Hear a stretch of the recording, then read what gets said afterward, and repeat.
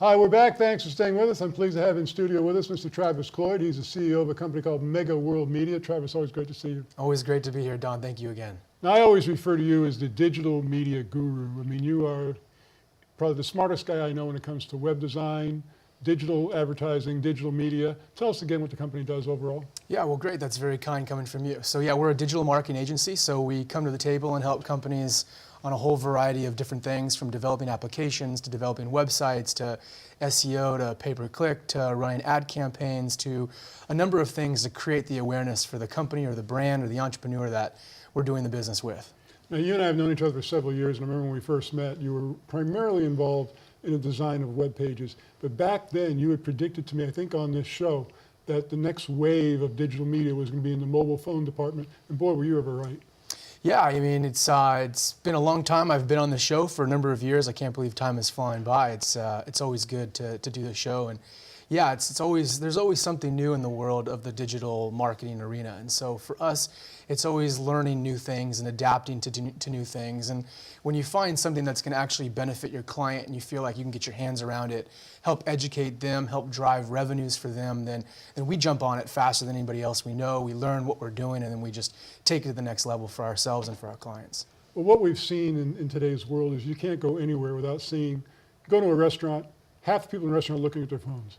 You go to a bus station or a subway station, 90% of the people looking at their phones. I mean, everybody's looking at their phones, surfing the internet, texting, messaging. You have ways to capture those audiences for your clients. Tell us about that. Yeah, I mean, everybody is on the go these days. Your mobile device is with you in your pocket at all times. It's more convenient than going home and opening up your PC or trying to browse the web or search for certain things that you're looking to do. So for us, we've obviously had to tap into that, from SMS messaging to geo-targeted campaigns, alerts when you're in a certain location. If you're driving down the road and there's a certain business that's appealing to you, and you can set your notifications to alert you that you're in a certain proximity to that business to buy that product or to do whatever you're looking to do, then obviously we're there to help you garnish the attention through using your mobile device. Now, the habits that you create on your mobile device, you're able to capture those habits and market to the people that are looking at certain things to give them other choices, correct? Correct. So it depends on the application that we create and the certain alerts that you're tapping into and the push notifications that you're accepting on your mobile device. But today everything is tracked and monitored and analyzed, and you think you're safe to use a certain browser or a certain web page, but at the end of the day, people are keeping track of those things. And if you're a smart business entrepreneur and you want to know exactly what your customers are doing or how they're finding you, then you have to tap in to those analytics to be able to capture that data, track that data, analyze that data, and use it to your benefit. Well, I remember earlier in the year I was car shopping. So I'd be on the internet, I'd be looking at this kind of car, that kind of car. Then later on in the day, I go onto my Facebook page and there's ads for that car. It was amazing. How did they know I was looking at that particular car? Oh, they know. They're keeping track of everything there. So especially the car businesses, it's obviously something they've been doing for quite some time, just like a lot of other companies as well. Now, another sideline, or I call it a sideline, another aspect of the business that you've gotten into is marketing for publicly traded companies. And these small publicly traded companies are always looking for attention, trying to get to the next level. Tell us what you do for them. Yeah, we do a combination of investor relations and obviously online marketing for a lot of the public entities that we do business with. And for public entities, it's really all about awareness and trying to drive people to know a lot about what they're doing, their public entity, and obviously how they're generating revenues. For us, it's been something that we've done it's probably been about 10 years now. So we do a combination of investor relations and a combination of online marketing to help drive the awareness for those public entities. It's amazing when you say about 10 years. That means we both started this when we were about, what, 16, 17 years old, right? Yep, probably. But the small publicly traded companies, which we focus on this program, as I mentioned, always looking for attention, always looking to get people interested in them so they can ascend to the next level.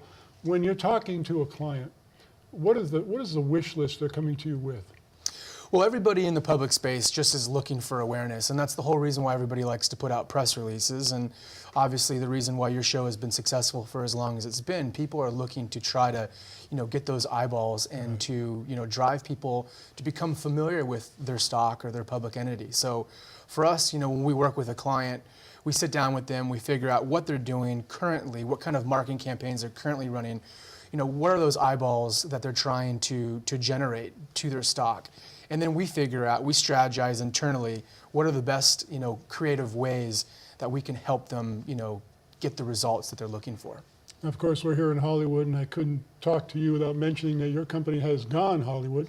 You're working with a lot of movies with such stars like John Travolta and Wesley Snipes, John Cusack, Nicolas Cage. That's got to be an exciting new venture for you. Yeah, it is. We started, like I said, a number of years ago, dealing with investor relations and online marketing for public entities. And over the course of the years, being located here and having our home ship location, Hollywood, obviously you start to get a lot of the movies that come to you, and they need posters and trailers and marketing campaigns to drive people to go to the theaters or to go to the digital platforms where the movie exists, whether it be iTunes or Amazon or Hulu or Vudu or any one of the SVOD or VOD platforms. So for us, when we were doing a lot of business with the public entities, you don't really have certain deadlines. You're just trying to generate as much awareness as you possibly can get. For a movie, it's sometimes more appealing for us because you have a certain release date, and you have 3 to 4 to 5 months before that release date of when that movie's coming out. And then you have certain markets, certain locations for where the theaters are going to be, where that movie is going to display. Or you have, your digital platforms like iTunes where the movie exists. And it's all about driving as many people to download that movie as can be. So for us, it's actually a lot more fun to market films because there's actually a cap to it and there's a release date to it. And sometimes I wish, businesses that run these public entities treated their company more like how we run those marketing campaigns, where it's just full speed ahead, trying to generate as much traction and as much awareness for that movie as possible in a short amount of time. And sometimes when I go back and work with those public entities, it's like, hey, this is the way we should do it. I know there's no rush to create this kind of volume, but if you're gonna bring us on to help you, let's go full speed ahead and try to create the awareness that you deserve in this window and keep those deadlines there for them as well. Told you he's the smartest guy in this business. Travis Cloyd, CEO of Mega World Media. For more information, go to megaworldmedia.com. Travis, it's always a pleasure having you here. It's my pleasure, Don. Thank you again.